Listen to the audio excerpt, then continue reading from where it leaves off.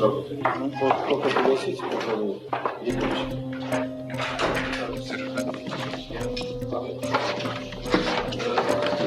Владимир Владимирович, система у нас такая будет.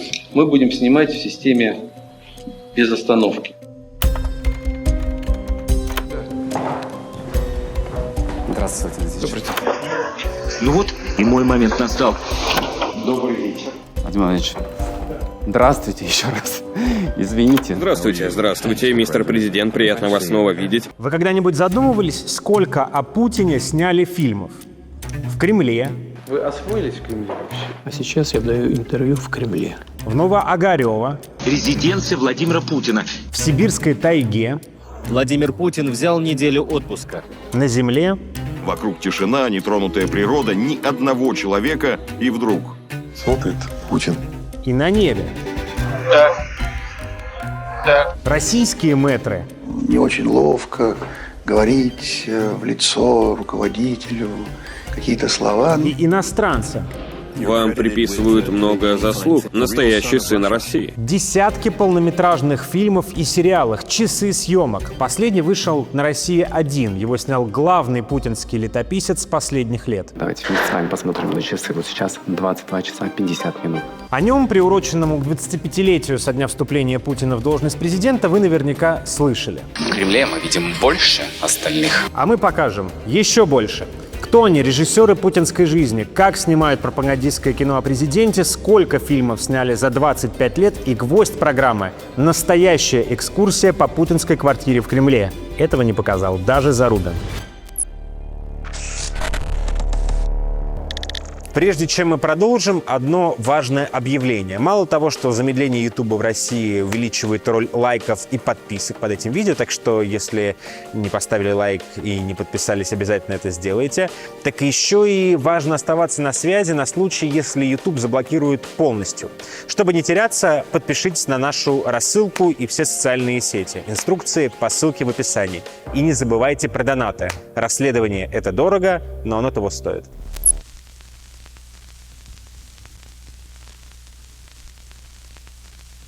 Квартира Путина в Кремле – то, чего еще действительно не показывали по российскому телевидению. До этого домашнюю обстановку Путина снимали в резиденции в Новоогарево. А это какая-то особая каша, не понял. Обыкновенная каша. В 2012 году ответственные за путинский пиар и пропаганду запустили в резиденцию съемочную группу НТВ и ведущего программы «Центральное телевидение» Вадима Токменева. Вот, кстати, и ответственные катают шары рядом с апартаментами президента, а Вадим Токменев в качалке. Казалось, большая качалка с десятком тренажеров – это всего лишь зал для разминки. Ну, может позволить себе президент. Это же не занятие, это просто разминка. Каким активным был Путин 13 лет назад. И в спортзале позанимался, и в бассейне поплавал. В Сенатском дворце, где находятся рабочие кабинеты квартиры Путина, качалка поменьше, а веса на камеру Путин уже не тягает. Про бассейн только на словах. И бассейн каждый день. Ну, стараюсь. Постойте, какой бассейн в Сенатском дворце 18 века? Неужели ради Путина перестраивали памятник архитектуры? Трамп установил кнопку вызова Кока-Колы в овальном кабинете, а Путин отгрохал бассейн в официальной резиденции. Там на лед выхожу, там так, чтобы нагрузка была. На самом деле, вряд ли в Сенатском дворце есть бассейн или хоккейная площадка. Просто Путин сам себя переиграл, поддерживая имидж физически активного пенсионера. Либо он и правда каждый день плавает, но тогда живет в Новоогарево, где есть бассейн. И получается, что Путин врет о том, что 3 последних года живет в Кремле. Либо он живет в Кремле, но ни в какой бассейн не ходит. И вот вы, получается, здесь часто ночуете, да, вот в этом месте? Последние 3 года в основном здесь. В одном из прошлых видео мы рассказывали, что Путин даже во время войны много времени проводит на Черном море. Его дети от Алины Кабаевой живут на Валдае.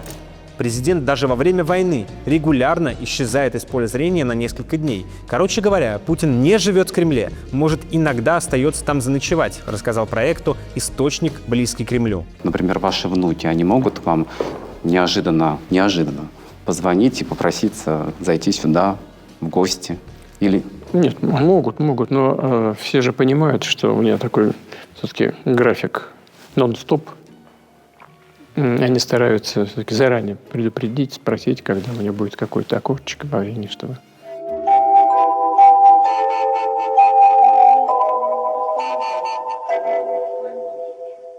следующие сутки. Вот сейчас почти 2 ночи. У президента началась очередная рабочая встреча, и впереди еще несколько. Спит Москва. В ночной столице, в этот поздний звездный час, только Сталину не спится. Сталин думает о нас. Сергей Михалков. Россиянам навязывают образ бдительного, работающего по ночам лидера. Об аскетичности Сталина говорили: он оставил после себя китель, трубку, кисет и сапоги.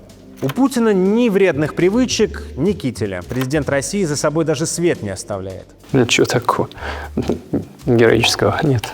У Сталина тоже была квартира в Кремле и тоже в Сенатском дворце, только на 1-м этаже. Путин забрался повыше, и благодаря этому пропагандистскому видео мы можем лучше узнать место, в котором он живет, где находится его квартира и что нам говорит ее обстановка. Какие-то вещи Путин не хотел нам сообщить этим видео, но мы их все равно нашли. Итак, экскурсию по своим покоям он начинает с рабочего кабинета. Это 2-й этаж Сенатского дворца. Но это, я так понимаю, далеко не самое раннее время, в какое вы заканчиваете работу. Вот 35 минут 2-го.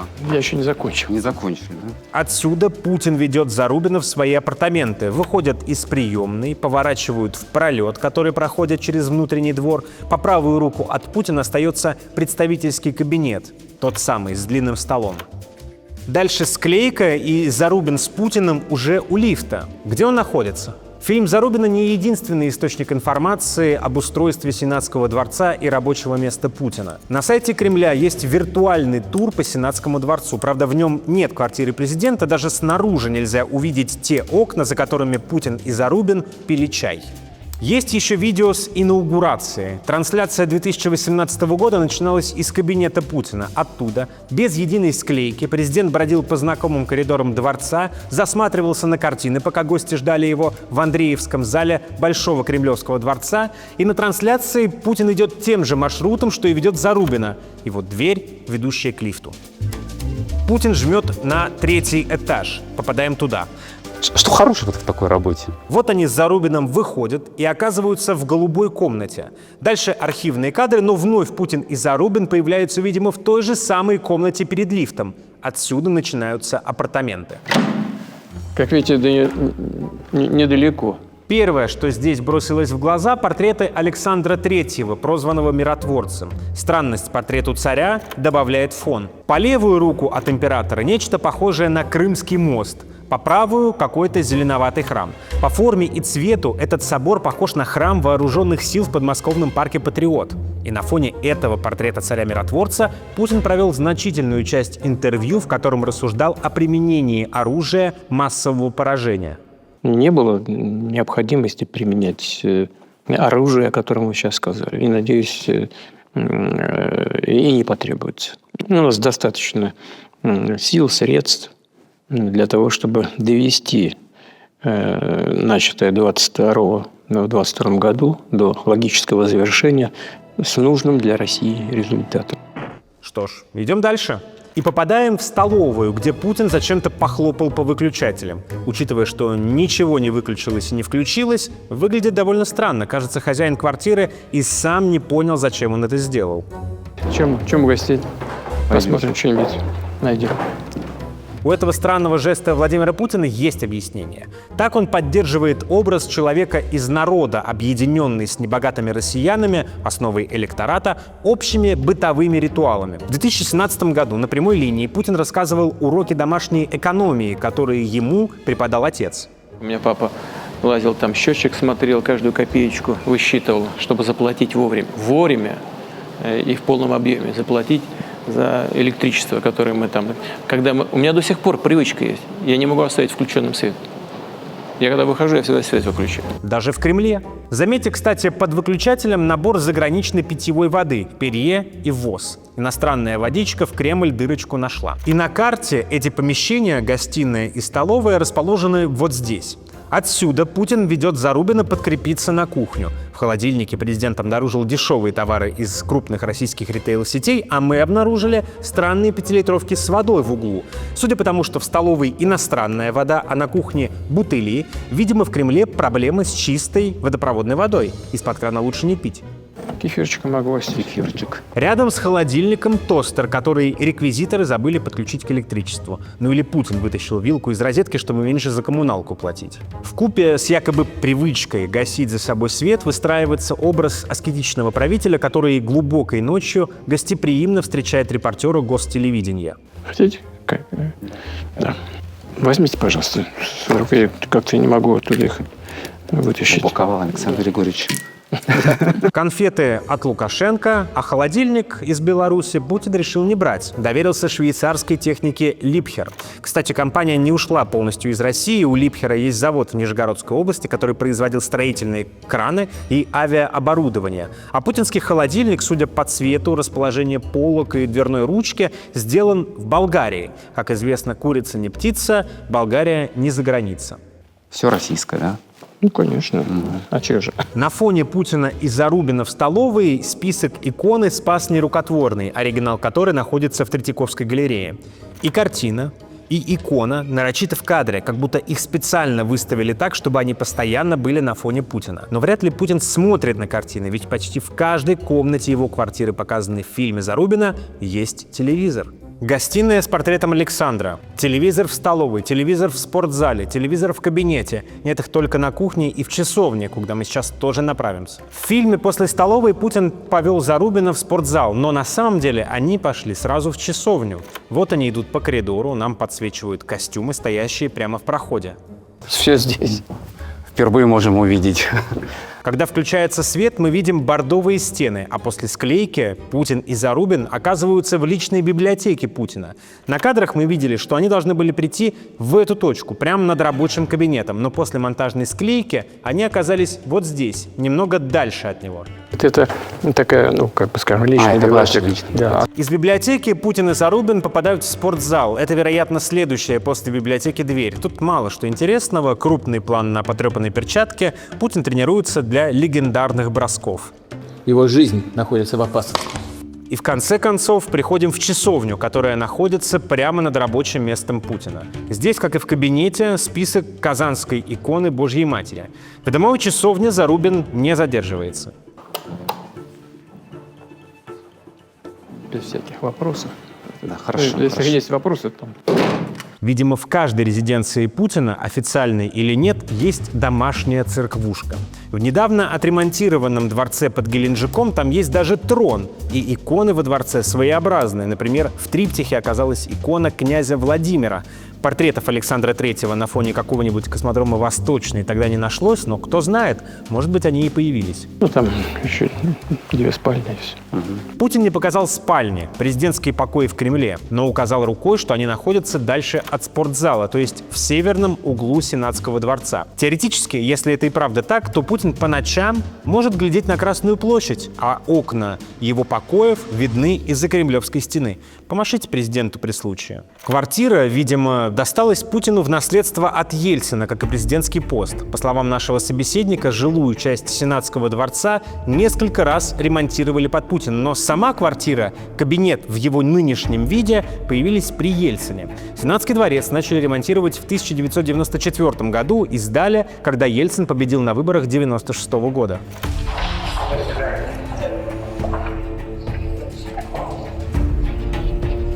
До этого Ельцин работал в 14-м корпусе Кремля, который снесли уже при Путине. С перестройкой кремлевских кабинетов и квартир связано одно из знаковых коррупционных дел 90-х годов – дело Mobitex. Управляющего делами президента Павла Бородина, который занимался ремонтом в том числе и Сенатского дворца, обвинили в получении взятки от подрядчика швейцарской фирмы Mobitex. За делом Mobitex последовала цепочка больших внутриполитических событий, среди которых публикации видео тогдашнего генпрокурора Юрия Скуратова с проститутками. По его распоряжению в 1998 году возбудили уголовное дело, велось расследование против Бородина, высокопоставленного сотрудника ельцинской администрации, который нанял Путина на работу в Кремль. Когда летом 1996 года Собчак проиграл выборы, я пригласил Владимира Владимировича к себе заместителем. Тот поначалу засомневался. Ну какой из меня хозяйственник? Я его тогда спросил, какую должность он хочет. Путин ответил замглавы администрации, начальник контрольного управления. Дело Мобитекс в итоге ничем не закончилось. Бородина из Кремля уволил уже Путин в первые дни на посту президента. А квартира, которую, видимо, и отделывала швейцарская фирма, теперь в его распоряжении. На сайте Мобитекса Сенатский дворец в списке работ, которыми компания очень гордится.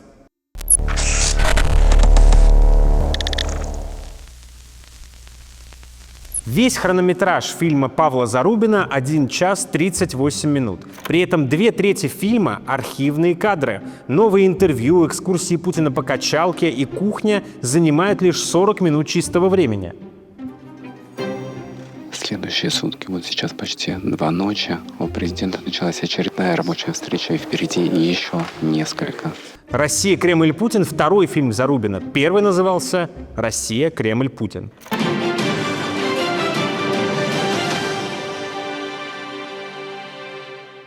Над названиями фильмов про Путина их авторы уже давно не раздумывают. Владимир Соловьев снял 2 фильма под названием «Миропорядок», а у нынешнего босса агентства ТАСС и бывшего заместителя директора ВГТРК есть фильм с суперлаконичным названием «Путин».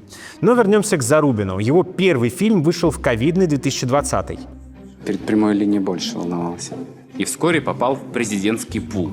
К тому моменту репортер ВГТРК утвердился в качестве, по сути, единственного человека с камерой, которого стабильно пропускают к Путину. Настолько удобный, что его допускают в путинский кабинет во время совещаний, зная, что ничего лишнего на пленку не попадет. Удобный как мебель. В каких только ситуациях, опасных, драматических, смешных, я не видел Путина. Видел, но никогда не общался с ним 1 на 1. Зарубин месяцами сидел на карантине, жертвовал личной жизнью и временем ради того, чтобы выполнять функции подставки под микрофон для Путина. Последний фильм, очевидно, очень важная веха в жизни Зарубина, если вспомнить, как он снимал свой первый. В 2000 году, когда президентом избрали Путина, мне было 18 лет. Но Зарубин не единственный автор фильма «Россия, Кремль, Путин». В их числе некая Саида Медведева, которая в кадре не появляется. Загадочная Медведева — основатель кинокомпании «Мастерская», которая является производителем фильма. ВГТРК — постоянный клиент этой компании. Эта студия сняла аж 4 фильма про Путина, 3 предыдущих с участием Владимира Соловьева, упомянутые «Миропорядки» и фильм «Президент». В нашем списке «Мастерская Медведевой» — рекордсмен по снятым фильмам о Путине. Что это за фирма и кто такая Саида Медведева? Одним из первых ее знаменитых проектов на телевидении стал документальный фильм «Вода» 2006 года, который вышел на телеканале «Россия». Через 20 лет была выдвинута фантастическая гипотеза. Гипотеза, способная обосновать непредсказуемое поведение воды. У воды есть память. Тот фильм вызвал большой скандал. Ученые назвали его антинаучным. В частности, один из героев фильма утверждал, что если поругаться на банку с водой, то все в ней почернеет. И наоборот, будет цвести, если воду похвалить. Через месяц рис, которому говорили спасибо, начал бродить, издавая сильный и приятный запах.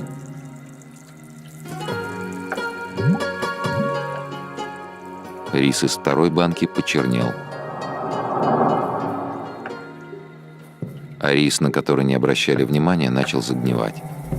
Несмотря на антинаучность, фильм прошел с невероятным зрительским успехом, что неудивительно для страны, где еще недавно Алан Чумак заговаривал воду через экран телевизора. «Воду» Медведевой помогали снимать лояльные Кремлю бизнесмены Василий Анисимов и Алишер Усманов, с которыми та знакома еще с советских времен. Видимо, успех «Воды» заинтересовал индустрию государственной пропаганды. И тут начинается самое интересное. Как «Мастерская» и Медведева оказались в числе немногих, кто может снимать фильмы про Путина для гостелевидения, а следовательно зарабатывать на этом деньги. Началось все с Тихона Шевкунова. Можно себе представить, да история говорит нам о том же, что грубые, невежественные скандинавы, германцы, франки, англосаксы, для которых основным способом существования был в те времена примитивный разбой, только и мечтали об одном – захватить и ограбить. Ограбить и захватить. В 2008 году Медведева и ее «Мастерская» сняла Тихону Шевкунову фильм. Гибель империи Византийский урок, который вышел на телеканале «Россия» и в котором священник рассказывал свою версию крушения Византии, стал телегимном путинских консерваторов. Они не приветствовали либерализацию Дмитрия Медведева и пугали развалом Третьего Рима. Шевкунов на примере Второго Рима. Итак, вопрос о преемстве власти оказался для империи вопросом жизни и смерти. Будет сохранено преемство и стабильность развития, у страны будет будущее. Нет, ее ждет крах. Но народ зачастую этого не понимал и время от времени требовал новых и новых перемен. На подобных настроениях играли разного рода авантюристы и беглые олигархи. Обычно они укрывались за границей и оттуда поддерживали интриги с целью свержения неугодного им императора, обеспечению власти своего ставленника и новых переделов собственности. Тихон Шевкунов, в свое время окончивший ВГИК, набирал популярность как раз в конце нулевых и уже тогда считался духовником Путина. Вместе с Медведевой Шевкунов снимет еще и серию антиалкогольных роликов для разных телеканалов. Многие их тоже вспомнят. Слишком часто эту рекламу показывали по телевидению.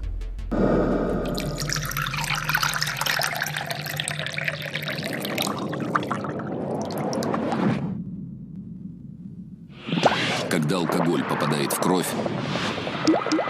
эритроциты слипаются. А после фильма о Византии Шевкунов стал партнером Саиды Медведевой в кинобизнесе. В одном из юридических лиц мастерской он в 2010 году фигурировал в качестве равного по доле совладельца фирмы. Вскоре после сотрудничества с Шевкуновым мастерская, которая до этого снимала телепередачу Николая Сванидзе, коммерческие проекты, даже художественное кино, стала снимать исключительно пропагандистские фильмы. Мы великая держава. Конкурентов никто не любит. Конкурентов надо сдерживать. Но я думаю, что в долгую мы все равно выиграем. С начала десятых годов компания Медведевой перестала нуждаться в собственном пиаре. Официальный сайт мастерской, витрина любой киностудии, давно не обновляется. А зачем, если главный заказчик и так все про мастерскую знает? За последние годы киностудия сняла не менее 10, а то и гораздо больше документальных проектов. Помимо фильмов о Путине, это линейка фильмов поздравлений. Например, кино к юбилею спикера Совфеда Валентина Матвиенко, бывшего главы Татарстана Ментимера Шаймиева, патриарха Кирилла и Никиты Михалкова. Красавец. Не бойся. Вот ты садишься на лошадь, да? Не бойся, не бойся. И едешь в поля. У мастерской есть еще фильм про подлодку «Курск», в котором описывается героизм Путина. Товарищ Верховный Главнокомандующий Вооруженными силами Российской Федерации. Подлетное время 2 минуты. С 2000 года за эти 20 лет произошли кардинальные изменения в экономике, и материальный статус офицера, он был достаточно повышен, значительно повышен. Тогда, в 2000 году, Путина уничтожал по Первому каналу Сергей Доренко. Сам президент демонстрировал тотальное равнодушие к трагедии подводников и отказывался от иностранной помощи. В 2020-м по телевидению показывают фильм, где не упоминается Доренко, о помощи говорится вскользь, а фразы «она утонула» как будто бы вообще не было. Президент дал указание Курск поднять. Срок 1 год. Поднять с глубины 108 метров подводную лодку весом более 25 тысяч тонн и доставить ее в док. Нигде в мире подобных технологий не существовало. Автор многих фильмов мастерской Андрей Медведев. Это ведущий ВГТРК, долгое время работавший на каналах «Корреспондента». Он дослужился до должности замглавы информационных программ всего холдинга, довольно известного пропагандиста и депутата Московской городской думы. Это наши люди. И только нам, русским, не все равно, что будет с ними, русскими. Пусть они и граждане Украины. Во всяком случае, пока. Это сын Саиды Медведевой и один из сценаристов антинаучного фильма про воду. Он уже тогда был корреспондентом ВГТРК, и его карьерный рост шел параллельно увеличению госзаказа на пропагандистские фильмы для компании его матери.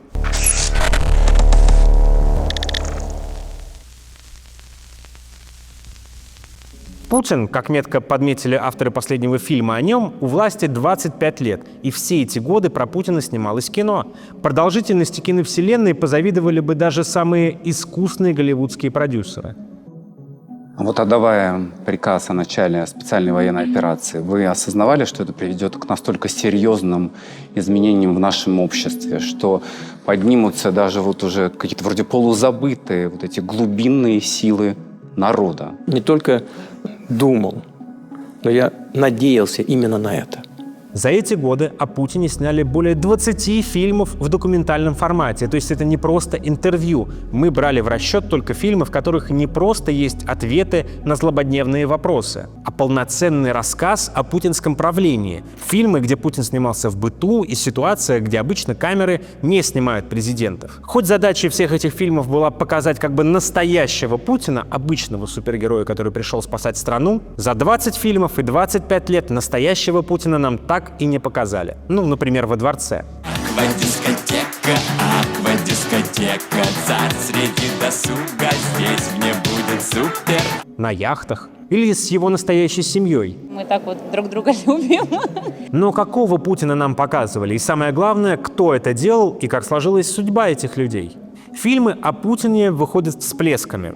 Первый всплеск был сразу после избрания. Тогда надо было показывать человека, который получил огромную власть практически случайно.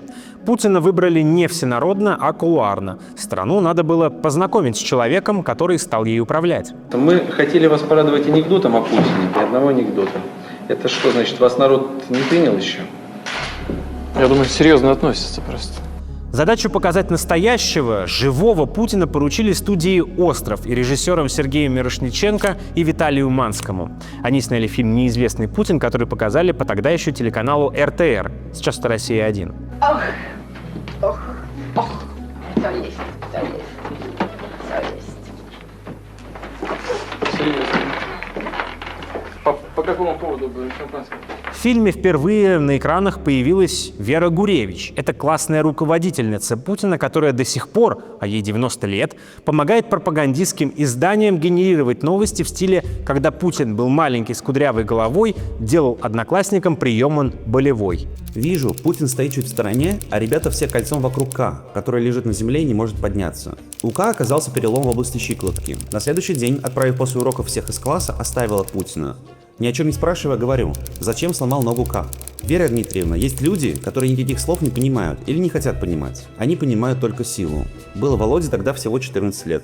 Это фрагмент воспоминаний Гуревич, которые она опубликовала в начале нулевых в своей книге о Путине. Книга вышла ограниченным тиражом, переиздавалась, и в какой-то момент ее даже пропихивали в школьные библиотеки. Хотя образ президента в этой книге порой пугающий.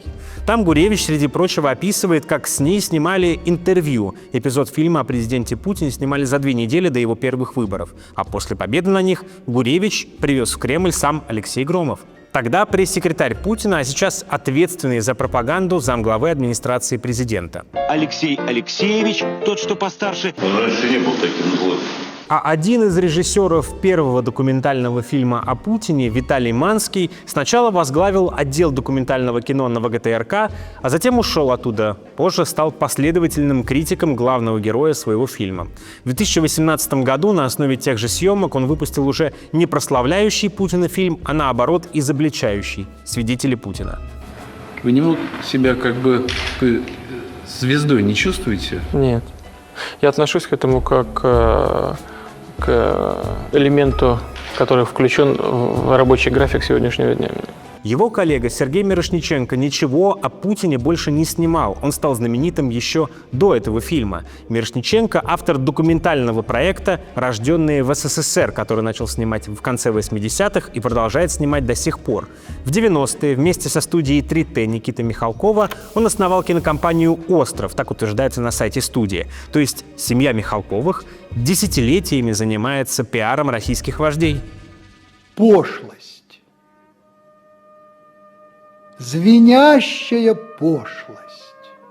Пока отец Никиты Михалкова превращал старый советский гимн в новый российский, компания «Остров», основанная при участии режиссера, делала фильм «Неизвестный Путин» в 2000 году.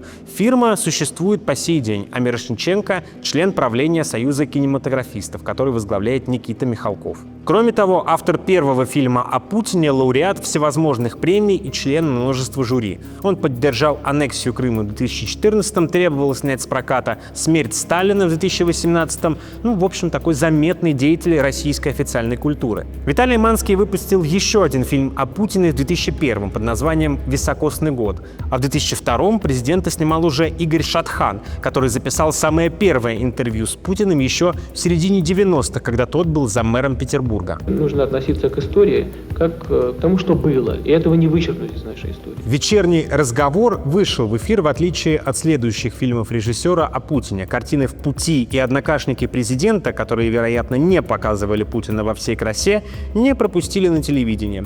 А режиссер, который сдружился с Путиным еще после интервью в Петербурге в 90-е, вскоре попал в немилость. Как писал проект в предыдущих расследованиях, Шатхан мог лично обвинить своего старого знакомого Путина в авторитарности. Уже тогда, во время первого срока Путина и после начала дела ЮКОСа. И мне говорят, что с тобой хочет встретиться Владимир Владимирович Путин.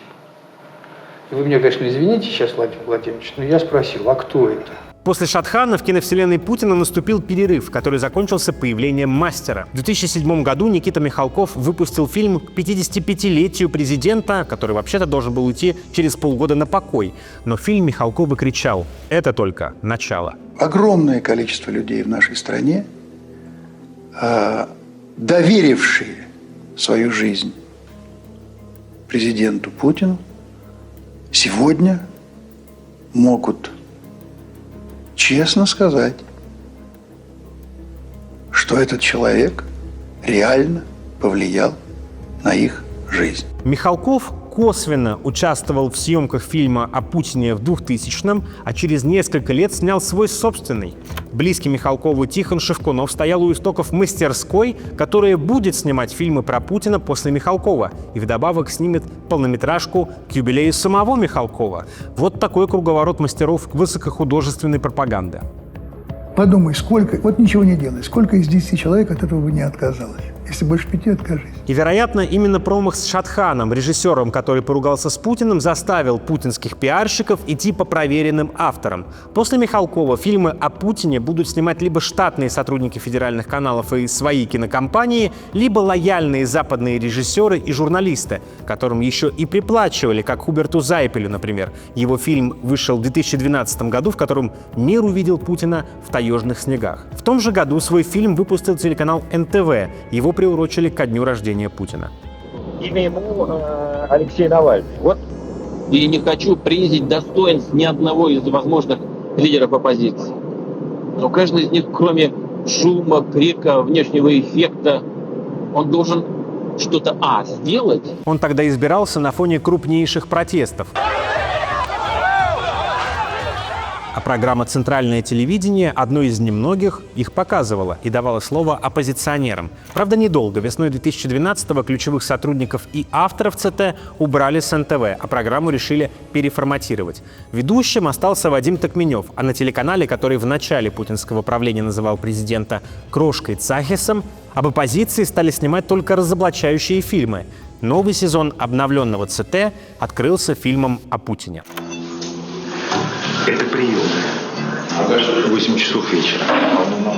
Вскоре производителем шоу стала фирма Вадима Токменева, то есть НТВ начала заказывать программу в его компании «Студия ЦТ» и платить деньги за продакшн ведущему передачи. В 2014-м Токменев получил ТЭФИ за свою авторскую программу, а его студия позже получила еще больше контрактов с НТВ на передачи со звездами шоу-бизнеса. Звезды притягивают зрителей и рекламные доходы, так что наверняка Токменев с момента разгона ЦТ сумел неплохо заработать. Следующий всплеск фильмов о Путине начнется после аннексии Крыма. 2 делает Владимир Соловьев и «Мастерская», 1 — Андрей Кондрашов, который в то время был заместителем директора ВГТРК. Я попросил, чтобы с ним поработали ветераны.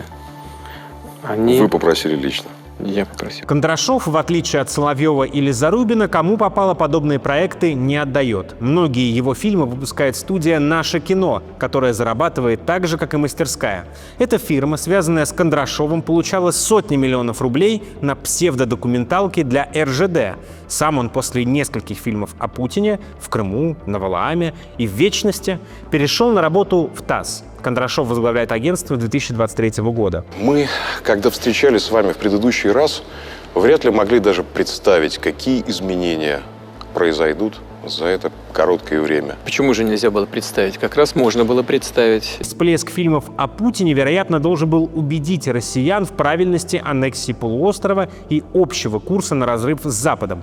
Учитывая экономическую неопределенность в стране, самое время внушить населению, что государством управляет правильный человек. В 2018 году власти приняли закон о повышении пенсионного возраста. Решение сопровождалось недовольством людей, которые ожидали скорую пенсию. Многие выходили на акции протеста. Владимир Ильич, а как определяется внешняя политика России? Это решение, которое принимаете только вы? Или есть целый круг людей? Есть ли среди них ястребы? Это было бы очень интересно. Последний фильм вышел на 4-й год войны в Украине. Одно из его главных отличий от предыдущих состоит в том, что сейчас ни Путин, ни авторы-пропагандисты не стесняются прямо сравнивать президента с другими российскими правителями. До этого сравнение было завуалированным, а портрет Александра на фоне построенных при Путине храма и моста выглядит прямым заявлением о масштабе исторической личности в экране телевизора. Вот так поздно вы ложитесь спать. Вы себе будильник сами заводите или вот... Я просыпаюсь. Сами просыпаетесь. То есть не то, что вам кто-то там стучит и говорит: Владимир Владимирович. Ну, иногда ребята звонят, на всякий случай, так, если что-то строго очень, нужно вовремя встать, я прошу адъютантов позвонить заранее. Ну, как правило, я сам просыпаюсь. Но если что-то очень серьезное, то вас в любое время дня и ночи, да? И поэтому Путину уже не нужно голышом разъезжать на лошади, тягать вес или плавать в бассейне. Он даже не стесняется собственного возраста. На фоне молодого Зарубина Путин выглядит дедушкой, которому внучок заехал на кефир. Садись. Все российское, да? Ну, конечно. А че же? Спасибо большое. В новом фильме новая искренность. Одинокий старец во дворце круглосуточно думает о воюющей стране и о своем месте в истории. За эти 25 лет, которые очень непростые, были моменты, когда вы думали: ну, за что мне это все? И зачем мне это нужно? Нет. Никогда не было такого? Никогда.